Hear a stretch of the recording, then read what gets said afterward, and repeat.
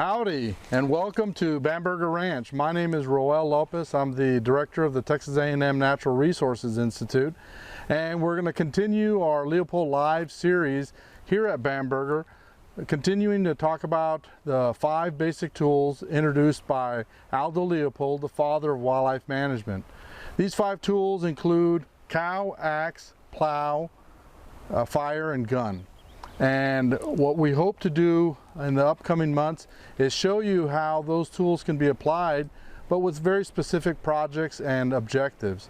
And so with me is Dr. April Sampson. She's the executive director of Bamberger, and she's going to tell us a little bit about Bamberger and what we hope to cover in the series. Great. Thank you so much, Roel. We're really excited to have you and your colleagues from the Natural Resources Institute back here at Selah Bamberger Ranch Preserve. And we're excited about continuing our journey into Leopold Live version 2. Like Roel said, we'll be providing more detail and more useful information regarding the 5 tools that Aldo Leopold championed. Here at Selah Bamberger Ranch Preserve, we're a 501c3 nonprofit organization, and our mission is landowner stewardship, outreach, and environmental education. So we have many Central Texas school children that come visit us every year for hands-on science-based environmental education lessons, and we also lead showcase tours and workshops for landowners interested in practicing restoration and good land stewardship.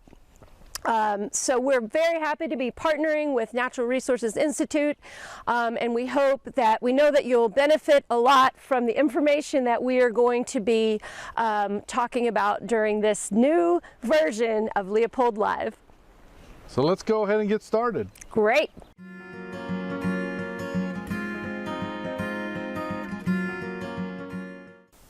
In today's episode of Leopold Live, we are going to be talking about the use of trail cameras or game cameras. Now this is really important to understand how valuable of a tool is this. As a biologist on 5,500 acres, I can't be everywhere at once.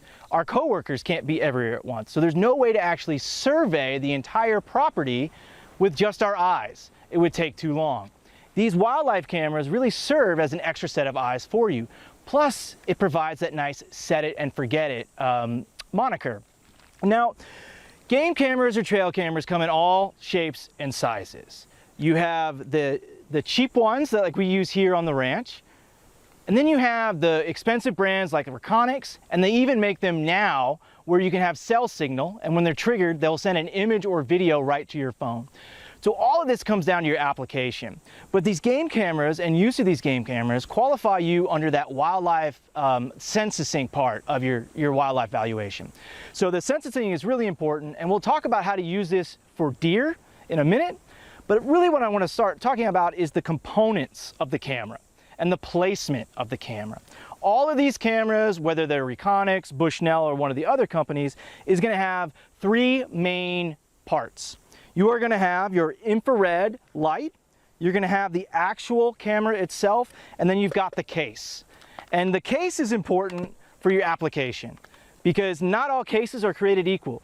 If you're out in West Texas and there's not brush cover and there's not oak trees to set this on, that box is going to get really, really hot, and that could fry your sensor. So they make specialized boxes just for that. You can also run a cable through this one and lock it to a tree on top of attaching it with a strap. And you can also lock the side with a simple padlock to protect your SD card. All cameras, no matter what brand they are going to have some kind of memory card that they require. And of course, they need to be powered. Batteries. We like to use the larger batteries attached to a solar panel, but that is an extra part of maintenance, and not every camera has that. This camera doesn't have the ability to use an external power, so it's a lot of AA batteries for that. And these cameras require routine checking. You want to make sure that they're on. The 8 AA batteries that power this thing, this camera claims to have a shelf life or a battery life of 1 year. Now that is 1 year with an extremely low sensitivity. Each camera is equipped with a different range of sensitivity. You can trigger them by heat, the infrared, or you can trigger them with motion. And you can even trigger them on a time lapse. Texas A&M University just got done with a pine snake study in East Texas, where they had a camera pointed down at a funnel trap, picturing everything that was coming through there, but they were taking a picture every single minute. So that brings me back to the SD card. So you have to know how big your SD card is, you have to know what size file or picture or video you're taking, and you have to know what your sensitivity trigger is. You're going to get overwhelmed with pictures and data. So you're going to have to be able to pick out what pictures are useful for you. And when you think about this as a census tool for your wildlife valuation, we often get asked, do I need to submit every single picture? No. Okay, remember, with your wildlife valuation, you are managing for target species for human recreation. So if that's deer hunting, you just have to submit pictures of deer. Now, all of those pictures or video will have time and date stamps on there. Some of them even come with the temperature built on it, which can be really useful when you're out scouting. So we'll talk in a minute here about placement for population census of your deer herd for those hunters. But if you're just after general wildlife, a great thing to do with these are setting it up on a bird feeder or a bird bath. If you're really into game birds, again, that just allows you to set them up in an area you're just not always there for. So you never know when a spotted towhee might be coming through, because my coworker Christina would say, spotted towhee or eastern towhee? And I would say, well, here's a picture, you tell me, right? So that's really important when you think about your censusing, especially for birds. But it is also useful to put one of these up on a wildlife water station. So if you're going to put water stations around the ranch, monitor it with this. That counts as your censusing. Not only are you seeing that wildlife is coming to the water source, but you know what actually is coming to this. One of the applications we use here on the ranch is to put these in after we find a rare wildlife animal.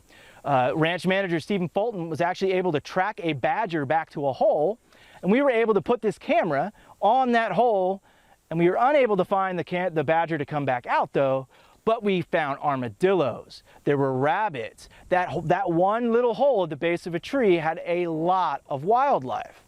And we also use these in studying alligator lizards. Because they have infrared, when we find an alligator lizard where it has kind of set up shop for the night, we can set a camera up to tell us when they start moving for the day or for the night. Again, just to get a little bit better idea of their ecology and natural history. And there's multiple ways to set these cameras up. You can use a strap. And there's a lot of different ways to do the straps. Some of them have tensions, some of them like this, click together. But you can see here, I'm limited by how far that can go. So you can use baling wire, or you can use zip ties if the application is right. But the strap I really like are these tensions, because they're really, really long. They go into your camera very quickly. Good thing I'm not being timed. I don't know if that was very quickly. And then I can come up to the tree, and I can start thinking about where I want to place this camera. So if I'm surveying for animals like deer, I want to place it somewhere between 1 meter and 1.5 meters, 3 to 4 foot off the ground. Obviously, I have to get higher than the brush that's underneath this tree. So if I were to place it, I would place it here, and then I would point it towards my bait station or my feeder, wherever I would be looking, with a clear path. And that's where this sensitivity comes into play. If you have an extremely high sensitivity, anytime a leaf moves or a blade of grass moves, it's going to snap a picture. Okay, so that's where you can get really overwhelmed with data. So you also want to make sure that it points at that bait station at an appropriate angle. If you're going to census your deer population using cameras, you have to be able to pick out the different deer. Not the different doe, but the different bucks. So if we're doing a deer population survey, we would set out 1 camera per 100 acres. Now, we can extend that because we're 5,500 acres, but that 1 to 100 is for 1,000 acres or less. So for a couple $100, you can survey large swaths of your ranch and get a estimate of what your deer population is. So you're going to look through your camera photos and you're going to find what we call the known bucks or identifiable bucks. And let's say you found 30 bucks on your camera and you were able to pick out 10. So that you're going to divide that in and your ratio is going to be 0.3. So that number, your known bucks number, is then going to be multiplied by your doe and your fawn. So if you had 100 doe that you found on your camera, that's going to be 30 as your population. And if you had 10 fawns, that's going to be 3. So you're going to add all of those up and your population for that 100 acres is going to be 43, which is really useful if you're running for the managed land deer permit, or you just kind of really want to know what your sex ratio is of your herd and what your fawn survival is too. So by having multiple stations set up over bait, that's the key with those censuses. It has to be over bait, right? And your cameras also have to be out between 10 and 14 days. If you have less cameras, 10 days is great. That'll cover about 80% of your herd. And if you can go 14 days, you're going to have about 90 to 95% coverage of your herd. So you can get some really good data just by running these cameras. But if you're not after the deer census and you're after wildlife, you're going to want to find a game trail, or you're going to want to find a watering hole. Okay, so you're going to be looking for tracks, you're going to be looking for different types of scat, and that's where you're going to want to set up your cameras.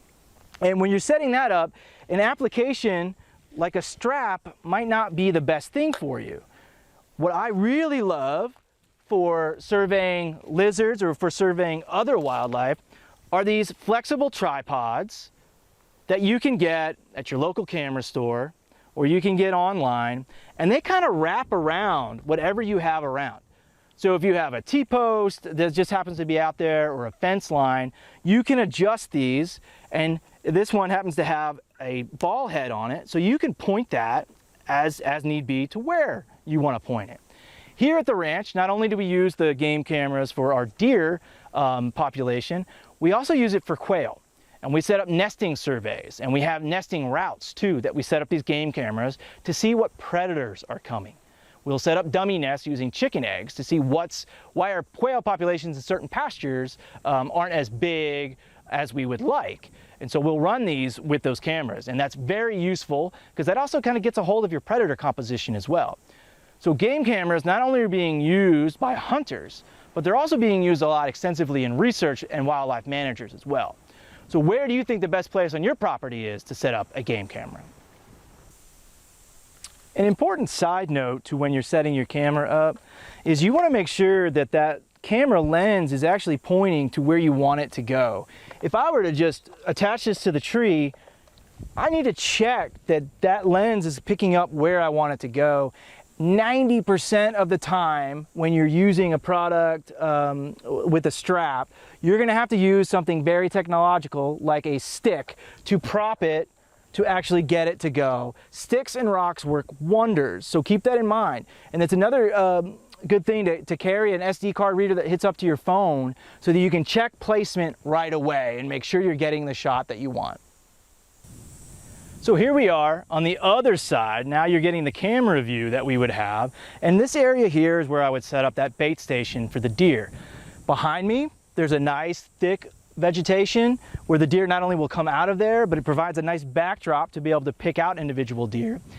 Now, one of the things you're going to find if you're not in Central Texas, where you don't have a lot of trees like we do, and then also there's never a tree where you need it to be, okay? We had the ability to pick this site, and we picked it on purpose.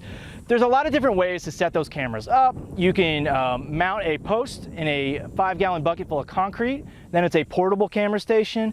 You can put a T-post in the ground and put it on that.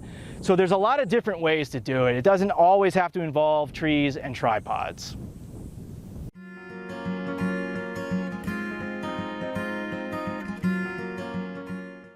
Jared, just a few quick questions for you. The first one I'm wondering is just what time of year should I put out my cameras? That's a fantastic question. So when you think about timing of setting your cameras and camera placement, it all comes down to what you're actually trying to survey. For us in our deer population, if we're trying to get a kind of population estimate now and sex ratios, right before hunting season, mid-August through mid-September, so you can get your reports done by the end of September. And the rut is going to change the movements of the deer too. So if you're more interested in trophy bucks and not population dynamics, you're going to want to set your cameras up along game trails later in the season during the rut. But if you're after things like ground nesting birds, nesting season is going to be really important for that. And if you're after things like just monitoring holes or water sources year round. And then just one more question, kind of a general rule of thumb on how often should I be checking my camera? So the amount of time spending checking your cameras really comes down to what your sensitivity is and what your goals are for censusing. If you have a high sensitivity and a small SD card, obviously you need to check it more often. But that 10 to 14 day window is a really good application because that'll help you check your batteries, that'll help you know that your memory card is working, and that your camera placement is correct too. There is nothing worse than missing out on some of the deer because you're only getting their hindquarters in the picture because you were off just a little bit. And by checking your game cameras often, you can avoid mistakes like that. All right, well that was pretty exciting. Thank you for joining our session of Leopold Live. Again, we'd like to thank all those speakers and those that participated with our session. Look for upcoming sessions over the course of the next year, and our hope is to cover these very specific topics that are of interest to landowners and natural resource managers. That's right. And I'd like to thank once again the Natural Resources Institute for coming out here and helping us provide this valuable information. At Bamberger Ranch Preserve, we hope to have our programming, including our workshops and tours, back up and running by the fall, depending on how things go. So make sure to watch for both the Texas A&M Natural Resources Institute and Bamberger Ranch Preserve on your social media channels, and make sure to check in every once in a while and see what we're up to.